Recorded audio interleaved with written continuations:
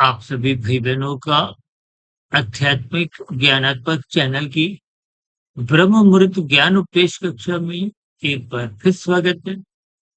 आज की चर्चा का विषय प्रकृति एक यंत्र में समय के चक्र की स्थितियों पर एक साधारण चर्चाएं रखने जा रहे,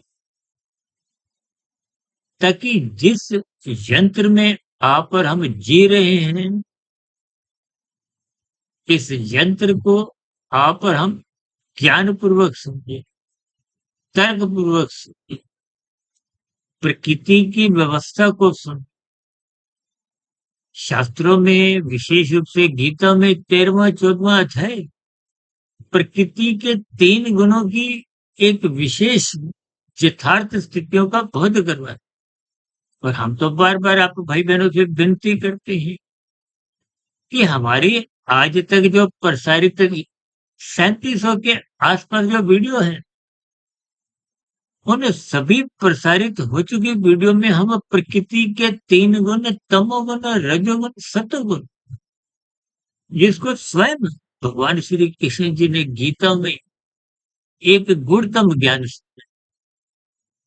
पिछले लगभग 6.5 वर्षों से 3700 से अधिक वीडियो जो हमने भी प्रसारित की, तब भी इन 3 गुणों की था तक हम पहुंच नहीं पाते। इसलिए हम इन 3 गुणों को रहस्यमय स्थितियों से भी जोड़, लेकिन फिर भी निश्चय जो नहीं, जानने के लिए, समझने के लिए, उस समझी हुई स्थितियों को ज्ञान पूर्वक आपने अपने मिले हुए जीवन का सदुपयोग कर, और सदुपयोग करने का अभिप्राय साधना करने, साधना करने का अभिप्राय ये कर्म योग, ज्ञान योग, भक्ति योग की जो स्थितियां हैं, इनमें स्थित होते हुए अपने मिले हुए जीवन के जो भौतिक बंधन है, बंधन देखिए कोई भी होता है वो दुखदायी हो। अब कोई भारतवासी हो, चाहे पाकिस्तानी वासी हो, चाहे अमेरिका वासी हो, दुख तो किसी को भी नहीं चाहिए। आप और हम जब-जब देखिए दुख आते हैं, दुखों से परेशान हो जाते हैं, उस संसार की तो ऐसी कितनी स्थितियाँ देखने को मिलती हैं कि जो लोग आत्महत्या जैसा जघन्य अपराध भी करें।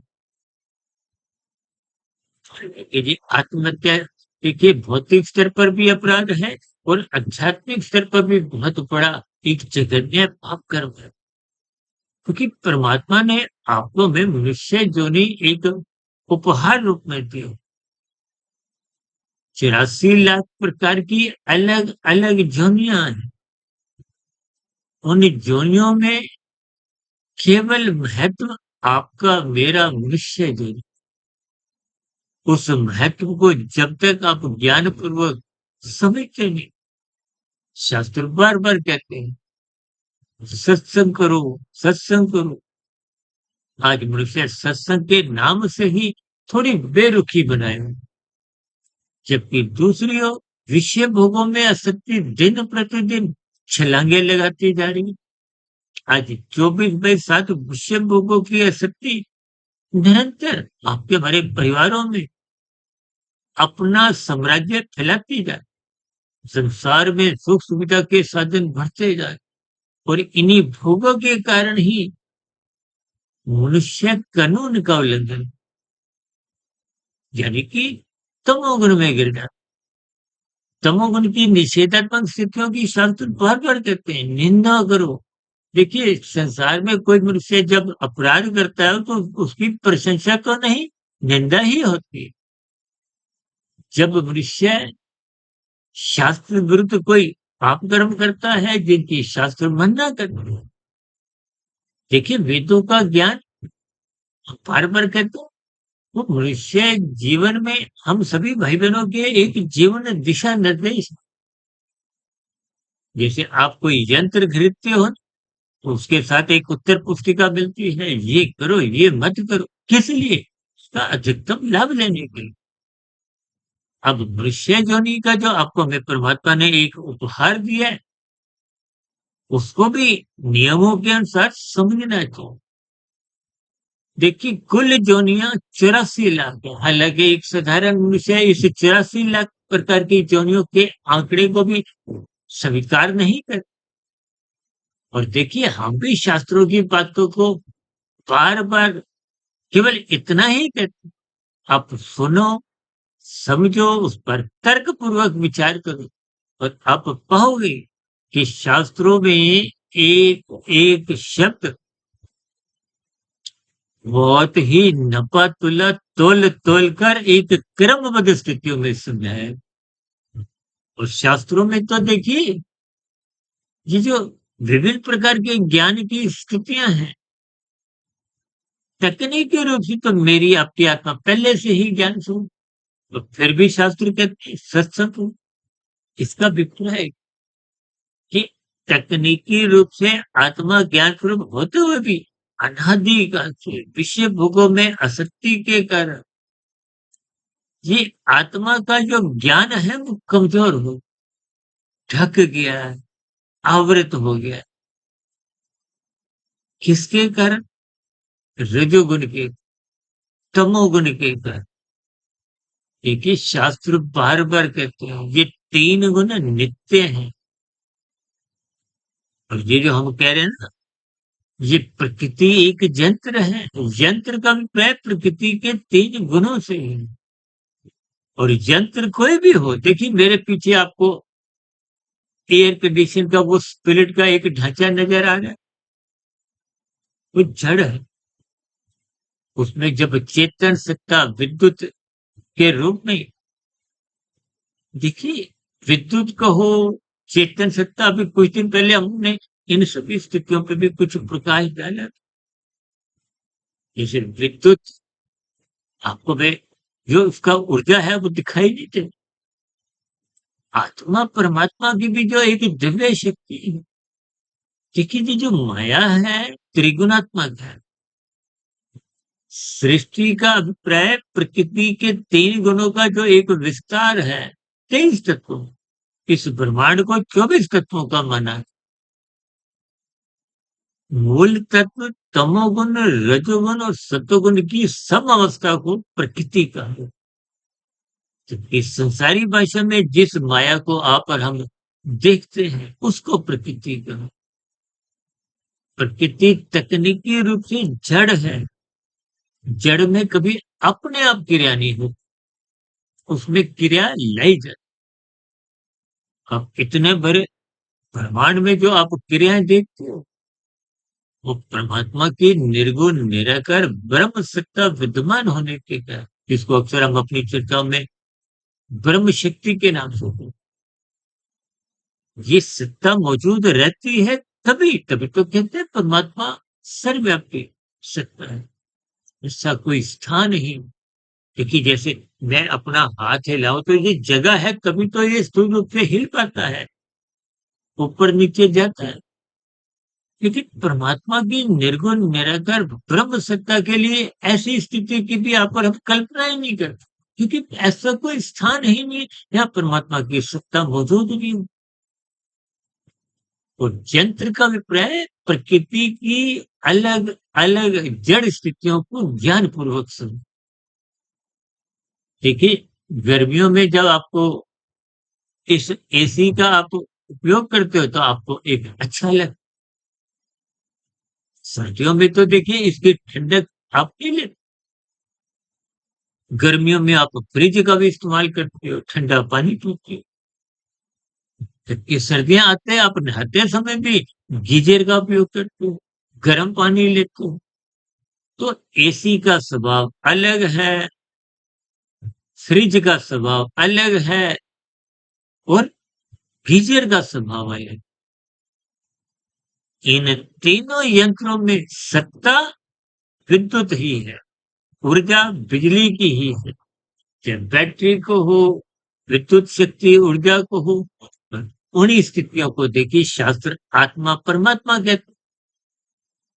ये तकनीकी रूपी स्थितियों को तर्क पूर्वक आप जितना जितना समझोगे, इसीलिए तो आज हमने देखिए प्रकृति रूपी यंत्र को एक समय के चक्र के साथ, समय का चक्र का अभिप्राय क्या है? वर्तमान समय कल युग चल रहा है।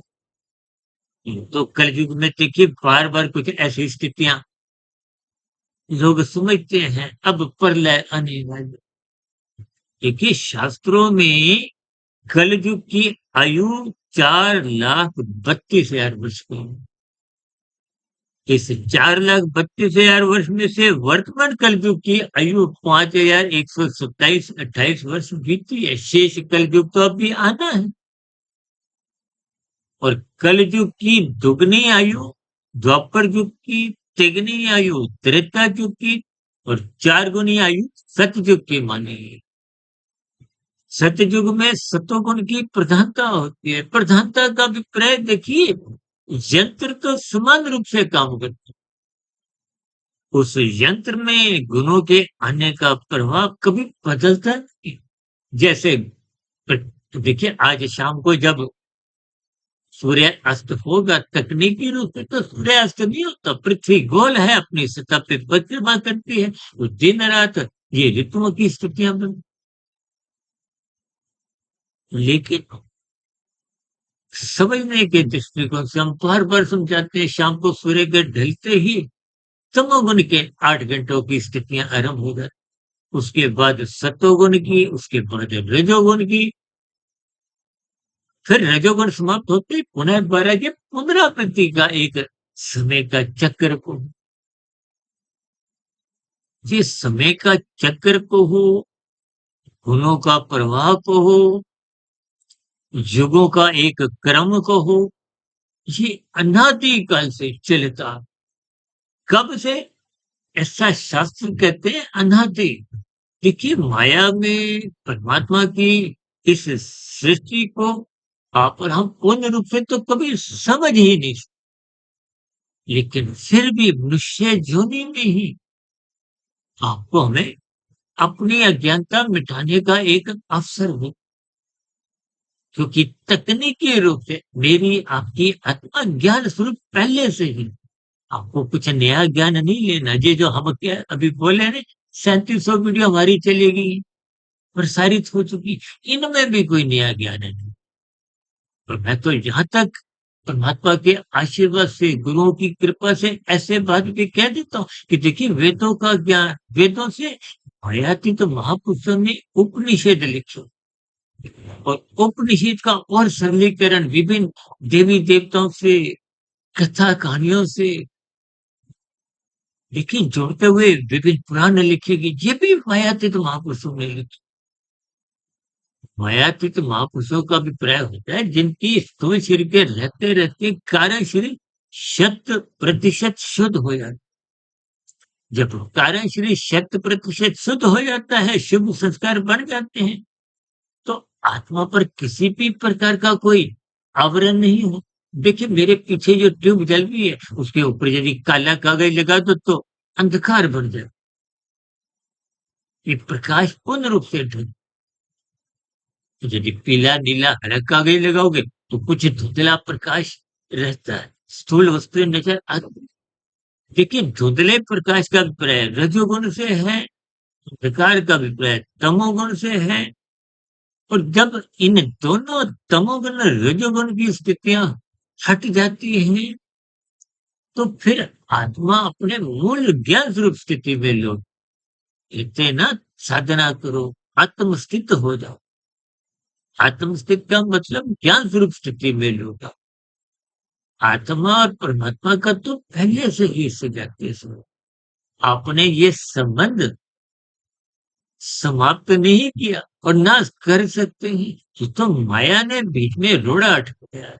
माया को हो, यंत्र को हो, ये तमोगुण और रजोगुण को शास्त्र इसलिए बार बार कहते हैं, ये बंधनदायक बांधते हैं। आज संसार में आपके मेरी कामनाएं किसकी है? विषय भोगों की। और विषय भोगों का सुख, पदार्थों का सुख, पदार्थ सभी तामसी हैं। यूं तो तकनीकी रूप से मेरी आपके शरीर भी था, ये 84 लाख प्रकार की जोनियां स्थूल शरीर से संबंध रखती हैं, और इनमें महत्व केवल आपका मेरा स्थूल शरीर निश्चय जोनि का, शेष जोनियों का कोई महत्व। निश्चय से नीचे की देखिए 80 लाख प्रकार की तामसी दंडमयी जोनियां हैं, क्योंकि मनुष्य कर्म फल सिद्धांत से बंधा हुआ है। कर्म फल सिद्धांत स्वयं अपने भावार्थ समझाता है। कर्म पहले होता है, फल बाद में आता है, और ये एक अटल स्थिति है। इसलिए हम बार-बार कहते हैं, यातायात के नियमों का पालन करते हुए, समाज में रहते हुए, सरकार द्वारा जितने कानून बने हैं, उनका पालन करो। ये एक व्यवस्था के अंतर्गत बनाए गए। भले ही ये कानून पूर्ण नहीं हो, तब तो समय-समय पे संसद में भी देखिए इनमें संशोधन होते रहते हैं। विधानसभाओं में राज्यों के स्तर पर भी कुछ संशोधन लाए जाते हैं। क्योंकि जब कुछ इन कानूनों में कुछ छिद्र रह जाते हैं, जिनका एक अपराधी लोग लाभ उठाते हुए बच निकलते हैं, फिर संशोधन किया जाता है। लेकिन परमात्मा की व्यवस्था में कर्मफल सिद्धांत अनादिकाल से चलते आ रहे हैं। ये इनमें कभी कोई संशोधन नहीं होता। हम तो बार-बार लाल बत्ती पे रुको, दूसरों का हिस्सा हरी बत्ती का मत खाओ, अपने कर्तव्यों का पालन करो। कर्तव्यों का अभिप्राय मर्यादा से है, कर्तव्यों का अभिप्राय एक धर्म से है। शास्त्र क्यों कहते हैं धर्म को प्रथम स्थान पे रखो? हम तो बार-बार कहते हैं, धर्म की चारदीवारी इतनी मजबूत बनाओ कि ये जो अर्थ और काम जो आज इस दीवार को तोड़ चुकी है, देखिए जब मजबूत धर्म की दीवार होगी, तो ये अर्थ और काम की मजाल ही नहीं ये तोड़ सके। ये इसको लाँघ भी नहीं सकते जब ऊँची हो, क्योंकि इनके अर्थ से अब क्योंकि तमोगुण की कलयुग की स्थितियाँ हैं। कलयुग में जन्म लेने वाली जो जीवात्माएँ हैं, मनुष्य जीवन में जो आती हैं, उनमें तामसी वृत्तियाँ अधिक होती हैं। वो नीचे की योनियों से क्रमशः उन्नति करते-करते देखिए नीचे की 80 लाख प्रकार की योनियाँ, 20 लाख तरह की वनस्पति योनि, उनका विकास होते-होते ये कीड़े-मकोड़े, रेंगने वाले जीव देखते हो ना कभी बैंगन में, बंद गोभी में, और वर्षा ऋतु में तो विशेष रूप से देखिए ऐसे कितने ही रेंगते हुए जीव आपने पार्कों में, राह में, सड़कों पे चलते हुए देखे हों। यानी कि वनस्पति योनि का विकास इन रेंगने वाले जीवों के रूप में कीड़े, पतंगे, इसी तरह जल में रहने वाले 9 लाख तरह, यानी कि 9 लाख और 11 लाख तरह के कीड़े-मकोड़े, 20 लाख और 20 लाख वनस्पति योनि, कुल हो गई 40 लाख। अब 10 लाख तरह के पक्षी हैं, 30 लाख तरह के पशु हैं, और पशुओं के जन्म लेने की और इंसान के जन्म लेने की प्रक्रिया एक समान मैथुन की है। इसलिए शास्त्र कहते हैं, जीवन में धर्म प्रथम स्थान पे रखो, सत्संग करो, ब्रह्म मुहूर्त में उठो, गुरु के प्रवचनों को सुनो, शास्त्रों को स्वाध्याय करो, ताकि आपके भीतर ये जो पशु वृत्तियां हैं, वो जागृत ना हो। क्योंकि पशु वृत्तियां क्या है? आहार, मैथुन, निद्रा में। सत्संग की स्थिति ही आपको में इन पशु वृत्तियों से ऊपर उठा। ये पशु वृत्तियों का अभिप्राय एक निंदनीय स्थिति, अराजक स्थितियों से। देखिए जब आप लाल बत्ती पे नहीं रुकते तो ये कोई इंसानियत तो नहीं। जब आपको हरी बत्ती मिली तो आप आगे वाहन ले गए। तो इसी तरह जब दूसरों की हरी बत्ती है, उनको भी अपनी मंजिल पे जाना, यानी कि अपने कर्तव्यों का पालन, अपने कर्तव्यों को ईमानदारी से प्रसन्नतापूर्वक निभाओ। यही तो धर्म है। अपने धर्म का पालन करो दूसरों के अधिकारों की रक्षा के लिए, और दूसरा भी अपने धर्म का पालन करे आपके अधिकार की रक्षा के लिए जब आपको हरी बत्ती मिली। शास्त्र बार-बार इन सभी स्थितियों पे प्रकाश डालते, शास्त्रों में सभी स्थितियाँ समझाई गई हैं। इस संसार में रहते हुए ये समस्याएँ आती हैं, इनका ये समाधान है। अब मनुष्य इन सभी स्थितियों को हल्केपन में लेते हैं। हम तो बार-बार कहते हैं ब्रह्म मुहूर्त में उठो, ये सत्वगुण की शुद्धतम स्थिति है। इसीलिए इन सभी स्थितियों का भरपूर लाभ उठाने के लिए हम तो बार-बार कहते हैं शास्त्रों को लूटो, गुरु को लूटो, परमात्मा को लूटो। ये ब्रह्म मुहूर्त में लूटने के लिए ही आते हैं।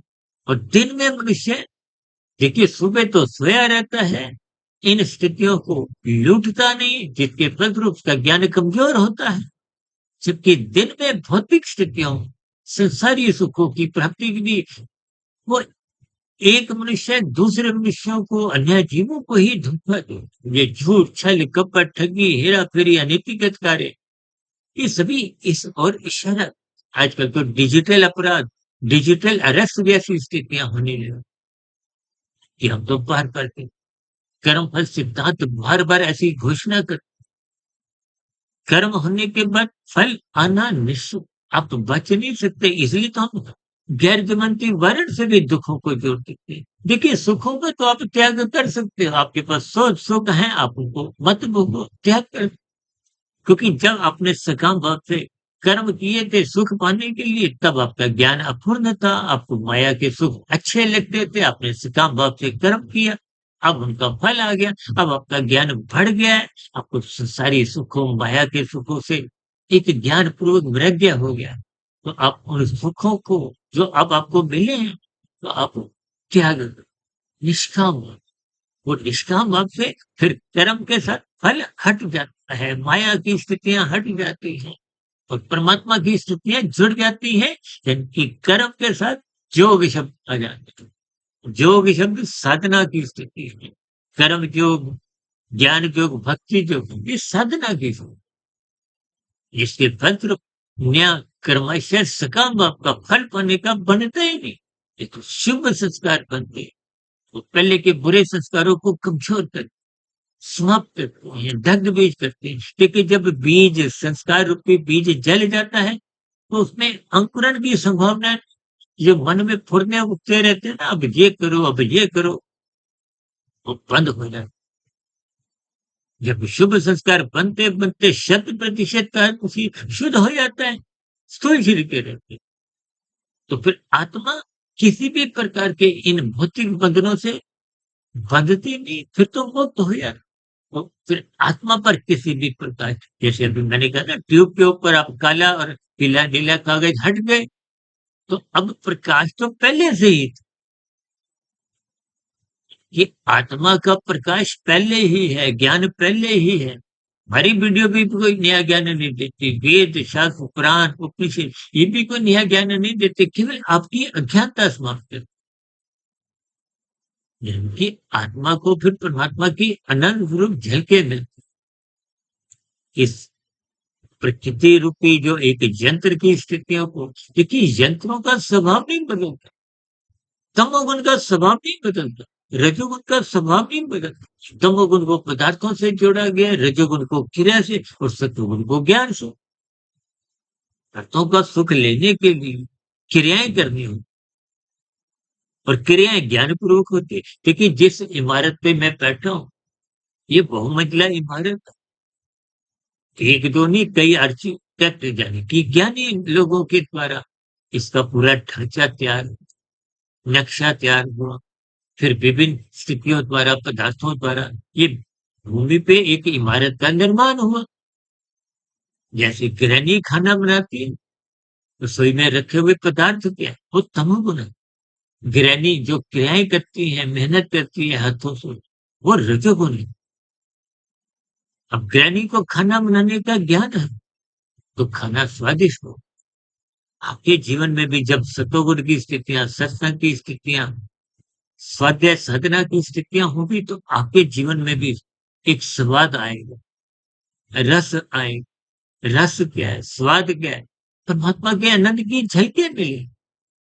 आज आपके हमारे जीवन में सुख सुविधा के साधन बढ़ते जा रहे हैं, कामनाएं बढ़ती जा रही हैं, 24/7 विषय भोगों की आसक्तियां आपको में नचाती हैं, भगाती हैं, फिर भी आप मन बुद्धि के स्तर पर परेशान रहते हैं, खिन्नता उदासी बनी रहती है। इसका कारण क्या है? सत्संग का अभाव। जब सत्वगुण नहीं हो, जब गृहिणी घर पर नहीं है, खाना आपने बनाया, तो रजोगुण की स्थितियां आपने एक क्रिया के रूप में की, रसोई में रखे हुए पदार्थ वही थे। यानी कि जब तमोगुण रूपी पदार्थ है, रजोगुणी रूपी क्रिया है, लेकिन ज्ञान नहीं, अब जैसे देखिए कोई कार चालक है, उसको कार चलाने का ज्ञान है, वो सत्वगुण है। फिर वो जो क्रियाएँ करता है पैर से, हाथों से, स्टीयरिंग से, रेस कार गति पकड़ती है और आप दूसरे स्थान पे मंजिल पे पहुँच जाते। जिसको ज्ञान नहीं, अनाड़ी है, राशि मिश्रों का ज्ञान कुछ धुंधला होता है, अधिक दूरी का नज़र नहीं आता। जिन कर्मों को आज करना भविष्य में उनका क्या परिणाम आएगा, कर्मफल सिद्धांत की स्थितियों का ज्ञान नहीं। गीता में तो यहाँ तक भगवान श्री कृष्ण जी ने कहा कि अच्छे बुद्धिमान मनुष्य भी कर्मफल सिद्धांत की स्थितियों को समझ नहीं। तो फिर राजसी मनुष्य तो बहुत निचली स्थिति और तामसी मनुष्य तो अज्ञानता के कारण आज जितने भी निंदनीय देखिए कानून का उल्लंघन करते हुए यहाँ अगर आप बच भी जाते हो तो कोई खुशी की बात। परमात्मा की व्यवस्था में कर्मफल सिद्धांत में आप पकड़ नहीं जाते। जो आप और हम पाप कर्म करते हैं, शास्त्र विरुद्ध पाप कर्म करते हैं, मनमर्जी की स्थितियों में जीवन जीते हैं। उनका तो देखिए कर्मफल सिद्धांत और ये सब स्थितियां सर हम बार-बार कहते हैं ना, ये ऋण मत लो, दूसरों का हिस्सा मत खाओ। ये ऋण का दूसरों का हिस्सा आपको लौटाना होता है ब्याज के साथ। जैसे आप कोई ऋण लेते हो ना उसके ईएमआई, ये ईएमआई दुखों की स्थितियां हैं। नीचे की जोनियां 80 लाख प्रकार की दुखमय स्थितियां हैं। देखिए प्रकृति का प्रवाह तो निरंतर चलता है। तमोगुण की रजोगुण सतोगुण की स्थितियां निरंतर एक प्रवाह में चलती आ रही। चाहे सतयुग हो, चाहे त्रेता, चाहे द्वापर युग, चाहे कलयुग हो। ये कलयुग जब समाप्त होगा पुनः सतयुग आएगा। सतयुग के बाद पुनः त्रेता युग आएगा, फिर द्वापर युग, फिर कलयुग। ये क्रम चलता रहता है। शास्त्रों में तो देखिए इस 4 युगों के प्रवाह को एक चतुर्युग कहा। ऐसे 71 चतुर्युग जब बीत जाते हैं तो एक लंबा समय देखिए 71 बार जब ये बीतता है तो एक मनवंतर गए। 14 मनवंतर बीतने पे ये सृष्टि का कार्य माना। इनकी गुनाह भाग करने में ही आपकी हमारी बुद्धि चकरा जाए। यानी कि सृष्टि का जो एक यंत्र है उसको आप जितना समझ सकते हो समझो, ताकि आपके हमारे जो 3 शरीरों की स्थितियां हैं देखिए स्थूल शरीर के स्तर पर कर्माशय बनता है और संस्कार बनते हैं कारण शरीर। स्थूल शरीर की मृत्यु के साथ ही सूक्ष्म शरीर कारण शरीर आत्मा परमात्मा की स्थितियां इस शरीर को छोड़ती हैं और पात्रता के अनुसार कारण शरीर में कर्मों की संस्कारों उसके आधार पे अगली जोनी में। भले ही हम साधारण स्थितियों में कह देते हैं अमुक अमुक मनुष्य का स्वर्गवास हो, लेकिन परमात्मा के यहाँ कर्मफल सिद्धांत के अंतर्गत कर्मों की स्थितियां हो। जैसे आप परीक्षा में जो लिख कर आते हो फल उसी का ही, नंबर उसी का ही आता। अब नीचे की 80 लाख प्रकार की जोनियां कुछ इशारा। देखिए मनुष्य से नीचे की 3,99,999 जोनियां और नीचे की 80 लाख। इसका अभिप्राय क्या है कि मनुष्य ज्ञान के अभाव में, सत्संग के अभाव में और विषय भोगों की आसक्ति के कारण जो आज 24/7 का रूप ले चुकी है, तो मेरे भोग विषय बिगड़ गए। कानून का उल्लंघन करते हैं, शास्त्र विरुद्ध पाप कर्म करते हैं, तो नशे बिगड़ गए। हमने 5 वर्ष पहले एक वीडियो बनाई थी मनुष्य के मरने के बाद का अगला जन्म। इन स्थितियों को आप तर्कपूर्वक समझ, प्रकृति के 3 गुणों को ज्ञानपूर्वक समझ, ताकि सृष्टि के यंत्र को इस प्रकृति के 3 गुणों की व्यवस्था को यानी कि इस समय का चक्र को हो, सृष्टि का एक यंत्र को हो, इनको आप जितना ज्ञानपूर्वक समझ सको समझो। समझने पे ही आपके हमारे जीवन में सकारात्मक परिवर्तन आए। जिन स्थितियों को आज आप छलांगे लगा के रजोगुण में विषय भोगों की आसक्ति पकड़े हुए हो, उनसे फिर ज्ञानपूर्वक विरक्तियाँ होने लगी। शास्त्रों में जो कर्म कांड बताए गए इसलिए तो कि उन कर्म कांडों को ज्ञानपूर्वक आज मनुष्य कर्म कांड तो करता है लेकिन लोभ से कि संसारी सुख मिलते हैं और भय किसका है कि ये छीन न। तो लोभ और भय की स्थितियां तो देखिए, लोभ किसका है? रजोगुण का। और भय किसका है? तमोगुण का, दुखों का। कि इन सभी स्थितियों ज्ञान पूर्वक से, ताकि सत्वगुण का संग हो, ब्रह्म मुहूर्त में उठे, शास्त्रों का स्वाध्याय करें, गुरु के प्रवचनों को सुने। ये सभी स्थितियां आपके हमारे जीवन को व्यवस्थित अनुशासित रखती है, जिसके फलस्वरूप आप साधना करते हुए कर्म योग, ज्ञान योग, भक्ति योग की दिशा की ओर चलने लगो।